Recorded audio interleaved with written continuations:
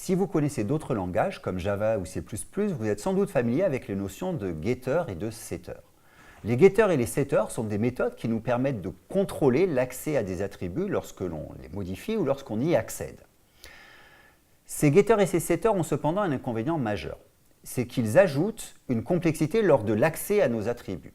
Et surtout, vous devez les implémenter pour tous vos attributs. Donc, prenons un exemple. Supposons que vous ayez un objet avec un attribut X et que vous décidiez, à un moment de développement de votre code, de changer la manière d'accéder à cet attribut. Et bien en fait, vous allez devoir modifier l'appel à cet attribut par un getter ou par un setter. Si vous avez écrit une librairie et que d'autres personnes utilisent vos attributs, ils vont devoir entièrement modifier leur code. C'est donc quelque chose qui est très pénible. Alors c'est vrai que les bons IDE vous permettent de gérer ce type de refactorisation, mais si vous utilisez du code de quelqu'un d'autre qui a fait ce type de modification, ce sera extrêmement pénible. C'est pourquoi en Java ou en C++, on vous recommande d'utiliser systématiquement des getters et des setters pour avoir à subir ces opérations coûteuses et désagréables à faire. En Python, nous allons voir que vous n'avez pas besoin d'implémenter des getters et des setters pour ajouter une couche de logique autour de l'accès ou de la modification d'un attribut. On utilise pour ça deux techniques qu'on appelle property et descriptor. C'est ce que nous allons voir dans cette vidéo. Commençons par implémenter une classe qu'on va appeler maison et qui va contrôler par exemple la température que l'on veut mettre dans notre maison. Donc on va définir une classe, voilà, toute simple, que je vais appeler maison. Et dans ma classe, je vais définir ma méthode init qui prend self et une température et qui va simplement faire un self.température égale t. Ensuite, je vais définir une méthode getTempérature qui prend self et qui va juste me faire un return de self.température. Et je vais définir une méthode setTempérature qui va juste me prendre self et une température à modifier et qui va faire une petite validation. Donc je vais faire un if 5 inférieur à t et t inférieur à 25. Donc je vais un tout petit peu améliorer la présentation. Voilà, donc j'ai t qui est compris entre 5 et 25 degrés. Deux points, je fais un self.température égale t. Et je fais un return. Donc je mets ma température. Sinon, je fais un raise d'une exception que je vais appeler température error, que je n'ai pas évidemment encore définie, mais que je vais définir juste après. Et puis ici, voilà, je définis une classe température error qui hérite d'exception, deux points, et qui va juste faire pass. Voilà, donc c'est une classe tout à fait normale. Donc là, qu'est-ce qu'on a? On a notre classe maison. Lorsqu'on crée notre instance de classe maison, on va définir une température T. Et ensuite, avec getTempérature, j'ai accès à la température. Avec cette température, je peux mettre une température et j'ai une validation de ma température. Donc là, j'ai utilisé les getters et les setters de manière tout à fait standard. J'exécute ce code et maintenant, je vais créer une instance de maison. M égale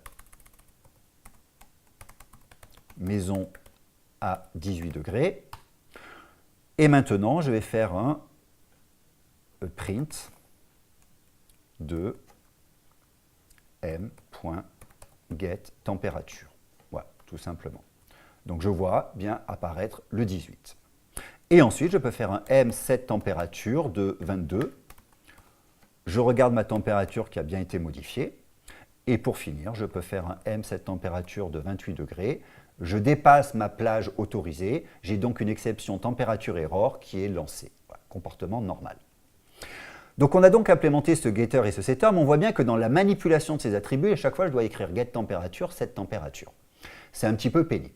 En fait, en Python, je peux définir ce que j'appelle une property. C'est quoi une property? C'est dire à ma classe que je définis un argument, un argument tout à fait classique, et que cet argument va correspondre à une couche de logique particulière. Je voulais chercher le mot attribut. Je vais donc définir un attribut. Regardons comment ça s'implémente.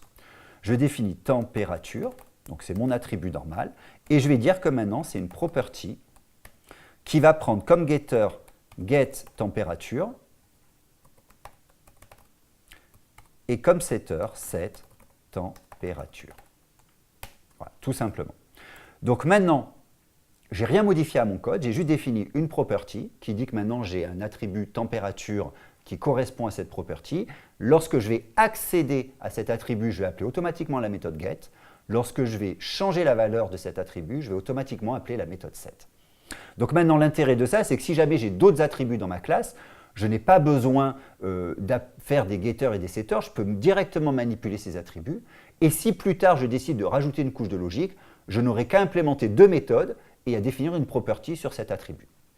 Vous noterez également, et c'est un point très important, que mes attributs ici utilisent tous un underscore.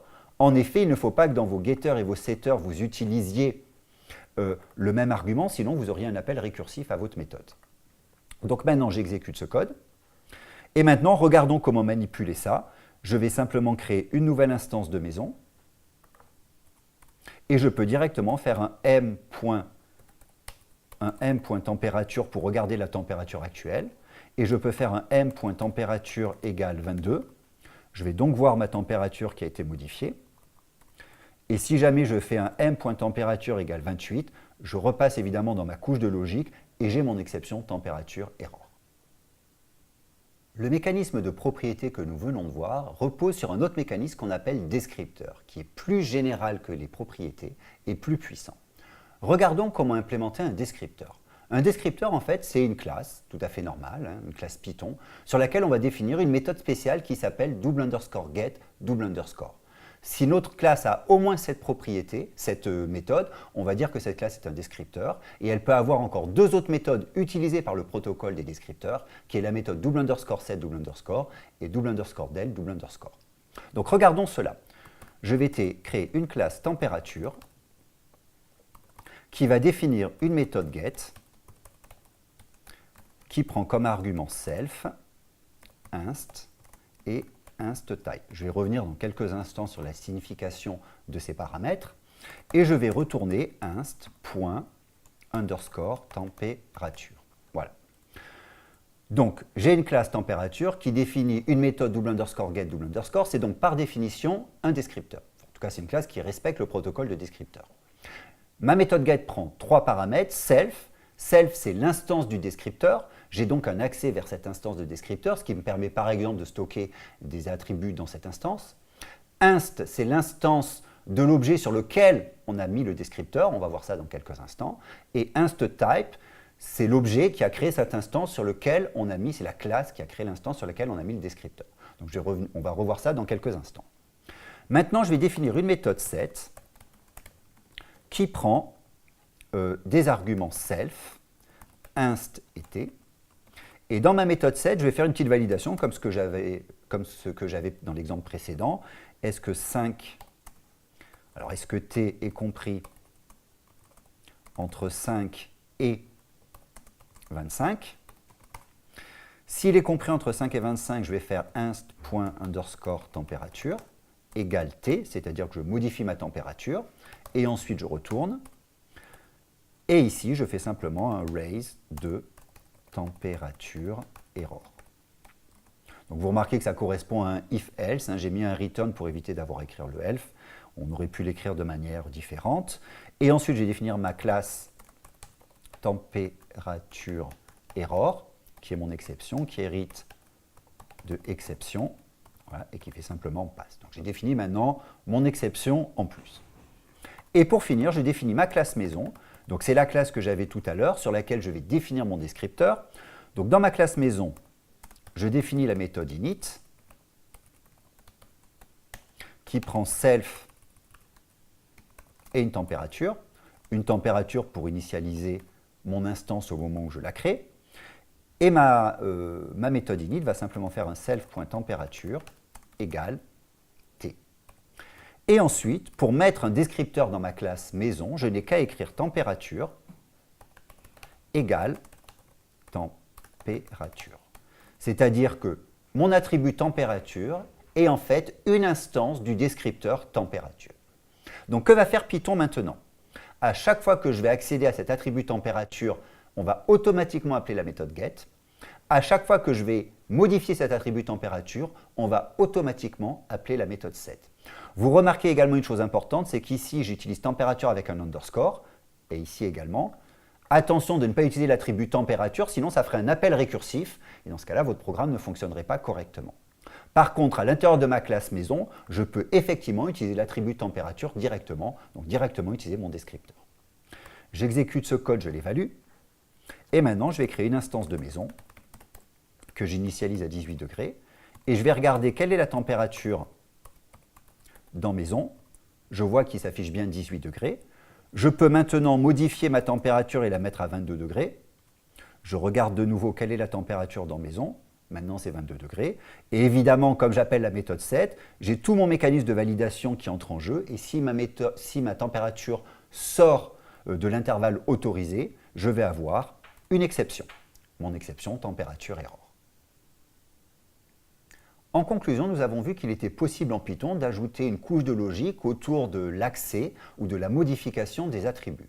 On utilise pour ça les properties ou alors un mécanisme plus général sur lequel reposent les properties, les descripteurs. Vous verrez qu'en pratique, les properties sont très souvent largement suffisantes, mais dans les cas les plus complexes et les plus sophistiqués, vous avez toujours la possibilité d'implémenter vos propres descripteurs. À bientôt!